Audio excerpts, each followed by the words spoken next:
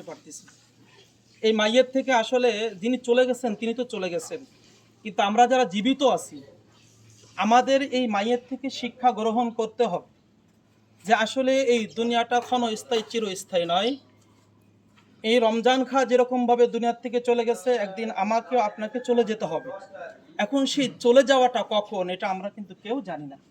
আল্লাহ তাআলা বলছেন, ইদা জা আজালুহুম লা ইস্তাখিরুন, যখন তোমাদের মৃত্যুর সময় আসবে তখন তোমাদের এক সেকেন্ড, এক মুহূর্ত সময় দেওয়া হবে না, এবং প্রত্যেকের মৃত্যু তার নির্দিষ্ট সময় নির্ধারিত স্থানে হবে। এজন্য এই যে মৃত্যু ব্যক্তি যিনি চলে গেছেন, আমাকে আপনাকেও কিন্তু এই পথের প্রতীক হয়ে একদিন এই পথযাত্রায় এই খাটিয়ায় উঠে আমার নাম একদিন এই মাইকের এলান হবে, ঘোষণা হবে।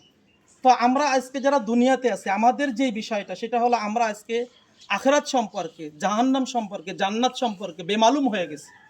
দুনিয়ার মোহে পড়ে, ক্ষমতার মোহে পড়ে, অর্থের মোহে পড়ে, স্ত্রীর মোহে পড়ে, সম্পদের ভালোবাসায়, সন্তানের ভালোবাসায় আজকে আমরা আমাদের পরকালকে ভুলে গেছি। যার কারণে একজন আরেকজনের মাথায় আঘাত করতেছি, একজন আরেকজনের সম্পদগুলো আত্মসাৎ করতেছি, একজন আরেকজনকে বিভিন্নভাবে নির্যাতন করতেছি, নিপীড়ন করতেছি। আসলে এইগুলো করে আমরা কতদিন টিকতে পারবো? প্রত্যেকটা জিনিসের একটা নির্দিষ্ট সময় আছে। এই সময়ের পরে সেই সময় যখন শেষ হয়ে যায় তখন তার আর কিছু করণীয় থাকে না। যখন আমি শিশু ছিলাম তখন আমার শরীরের শক্তি গঠন একরকম ছিল, যখন আমার শৈশব হলো তখন আমার শারীরিক গঠন একরকম ছিল, যখন আমি যুবক হয়েছি তখন আমার ভিতরে রক্তের গরমের একটা উদ্যমতা ছিল, আমি বিভিন্ন কাজ করেছি, কোনো দিকে তাকাইনি। একটি সময় আস্তে আস্তে আমার শরীরের শক্তিগুলো আস্তে আস্তে হ্রাস পেতে থাকলো, কমতে থাকলো। একদিন, এখনও আমরা যারা আছে একদিন দেখবেন যে এই শরীরের শক্তি থাকবে না, এই ক্ষমতা থাকবে না, এই অর্থের বড়াই থাকবে না, এই বংশের বড়াই থাকবে না, এই মারামারি কোনো কিছুতে কাজে আসবে না। যেই জিনিসটা কাজে আসবে, হুজুর বলছেন সালাত। আমাদেরকে যদি নামাজ ঠিক হয়, আমাদের আমল আখলাক, আমাদের চরিত্র যদি ঠিক হয়, আমরা যদি একে অপরের সাথে ভ্রাতৃত্বের বন্ধনে আবদ্ধ হয়ে বসবাস করতে পারি, তাহলে আমাদের জীবনটা সুখময় হবে এবং কবরে আমরা শান্তিতে থাকতে পারবো। রাসূল সাল্লাল্লাহু আলাইহি ওয়াসাল্লাম বলেছেন, আল কবরু রাউজাতুম মিন রিয়াজিল জান্নাহ আও হুফরাতুম মিন হুফারিন নার। আমাদের তো সকলকে মৃত্যুবরণ করতে হবে, এর ভিতরে কি কোনো সন্দেহ আছে? সকলকেই মৃত্যুবরণ করতে হবে। কিন্তু আমাকে যখন কবরে রাখা হবে, কবরে রাখার সাথে সাথে আমার পরকালের জিন্দেগি সওয়াল জবাব সেখান থেকেই কিন্তু শুরু হয়ে যাবে।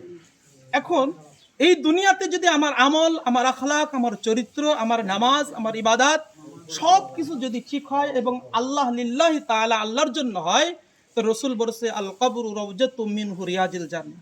চিন্তার কিছু নাই। যদি আমি মৃত্যুবরণ করি তাহলে ওই কবরে রাখার সাথে সাথে দুনিয়াতে আমি যতটুকু শান্তিতে ছিলাম না তার থেকে অধিক অধিক লক্ষ লক্ষ কোটি গুণ শান্তিতে আমি কবরে থাকতে পারবো, কারণ কবরটা আমার জন্য জান্নাতের বাগিচা হয়ে যাবে। বলেন সুবহানাল্লাহ। এজন্য আমাদের কি করতে হবে? আমল এবং আখলাক, চরিত্র ঠিক করতে হবে।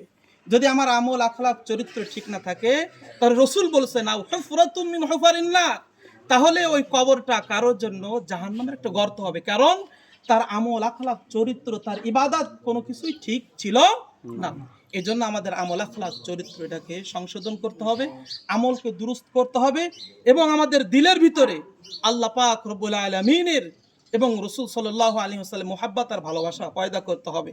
দুনিয়ার মুহাব্বত এটাকে ত্যাগ করতে হবে, আখিরাতকে সামনে রাখতে হবে, তাহলে দুনিয়ার জিন্দেগিটা আমাদের জন্য সুন্দর এবং সুখময় হয়ে যাবে। আল্লাহ পাক রব্বুল আলামিন আমাদের সকলকে সুন্দরভাবে সুন্দর জীবন যাপন করে আল্লাহ পাক রব্বুল আলামিনের হুকুম, রাসূল সাল্লাল্লাহু আলাইহি ওয়াসাল্লাম তরিকা সুন্নাহ মোতাবেক জীবন যাপন করে মৃত্যুর পথে পথযাত্রী হওয়ার তৌফিক দান করেন। সকল